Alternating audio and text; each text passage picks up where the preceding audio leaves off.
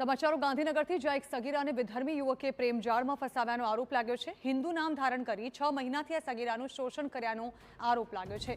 અલ્તાફ નામના યુવકે સાહિલ દેસાઈ નામ રાખી સગીરાને ફસાવ્યાનો આરોપ છે। પરિવારે કંટાળીને બજરંગ દળની મદદ માંગી। બજરંગ દળે વિધર્મી યુવકને ઝડપી સેક્ટર 21 પોલીસ સ્ટેશનમાં સોંપ્યો। પોલીસે યુવકની અટકાયત કરી તપાસ હાથ ધરી છે। 6 મહિના बाद आज एना घरवाळाथी माहिती मળી કે અમારી છોકરીને સાથે ઇમોશનલી એને બ્લેકમેલ કરી રહ્યો છે।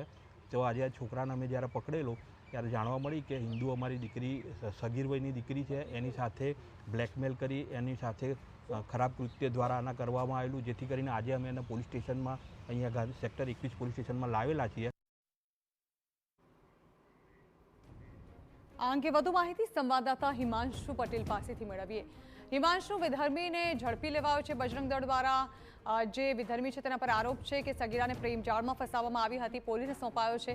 જાણવા માંગે છે શું હતો આ મામલો? જી જણા વાત કરીએ તો ગાંધીનગરમાં એક લવ જિહાદનો કિસ્સો સામે આવે છે, જેમાં સેક્ટર 24માં રહેતી એક સગીરાને એક વિધર્મી યુવકે હિન્દુ નામ ધારણ કરી અને ફસાવી હતી।